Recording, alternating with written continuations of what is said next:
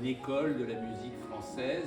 Je me souviens d'une conversation que j'avais eue il y a quelques années avec Alexandre Desplat, comme vous le savez, est un compositeur français mais qui travaille beaucoup à l'étranger, notamment aux États-Unis. Et lui me disait, moi on me demande de faire des films parce que je suis français, c'est-à-dire qu'on ne me demande pas de faire la même chose que ce que ferait un compositeur américain. Et là tout d'un coup je me suis dit, oui, il y a peut-être une couleur, je ne sais pas si c'est une école, mais il y a peut-être une couleur française qu'on va qualifier, pour aller très très vite, d'impressionniste.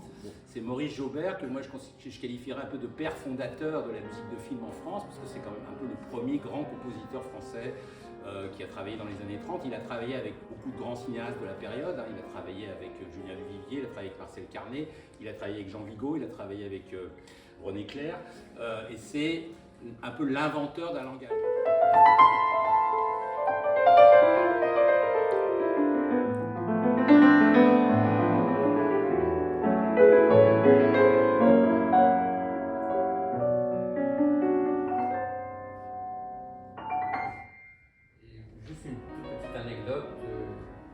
René Cloérec était considéré par Michel Legrand comme un très grand compositeur de musique de film. Ce qui, dans la bouche de Legrand, n'est pas une mince chose. Oui, il faut aussi préciser une chose, on en avait parlé avant, et c'est lui, vous voyez le petit personnage Jean Mineur, voilà, c'est lui qui a composé le premier jingle musical de Jean Mineur. C'est important, des prix, et puis bon, là on va parler d'un compositeur qui, je crois, a imprimé sa marque sur non seulement toute une génération, mais sur plusieurs générations, parce qu'il continue à être présent, c'est Michel Legrand. Il a été très tôt un enfant prodige, hein, il raconte que dès l'âge de 4-5 ans, il commençait déjà, je ne sais pas s'il composait, mais enfin il avait déjà ce rapport à la musique très, très intime.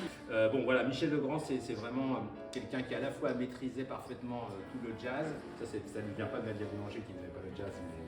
Donc Bruno va vous interpréter 4 thèmes très connus. Bon, il y a 2 thèmes de Jacques Demy qui a été quand même un peu son initiateur. Enfin, c'est pas le premier réalisateur avec lequel il a travaillé, mais c'est quand même celui qui a été le premier avec lequel il a rencontré le succès, et notamment pour les Parapluies de Cherbourg, qui a été un film très compliqué à monter.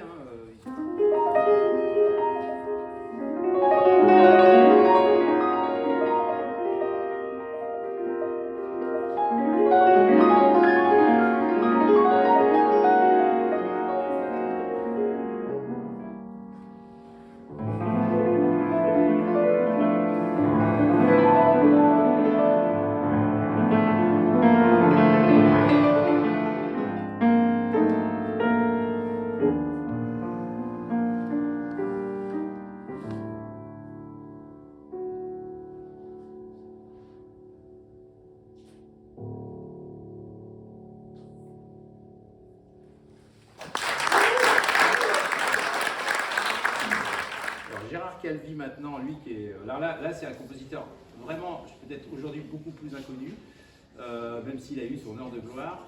Pour ceux qui connaissent l'émission Monsieur Cinéma, mais c'était il y a longtemps, hein,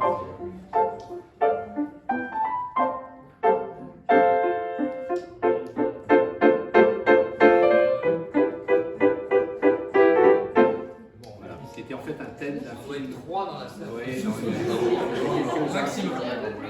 Après, c'est peut-être une affaire générationnelle sans vouloir. Mais c'est vrai que c'est un thème qui avait marqué les esprits. Il était très lié à Robert Derry, qui est lui-même un peu oublié, hein, Les Branquignoles, La Belle Américaine, des films qui aujourd'hui sont Les Belles Vacantes, Le Petit Baigneur, effectivement, parce que c'est le thème qu'on a choisi. Il n'a pas énormément travaillé, il a beaucoup travaillé pour la scène, hein, je crois, notamment pour les spectacles de Robert Derry, parce que Robert Derry, ça vient vraiment de la scène. Et pour la télé, en effet. C'est aussi un des rares exemples d'humour en musique, c'est simple, je veux dire, c'est difficile l'humour en musique, et je trouve que ça marche quand même dans le cas de Calvi. Vraiment un compositeur de comédie. Ouais, c'est ça.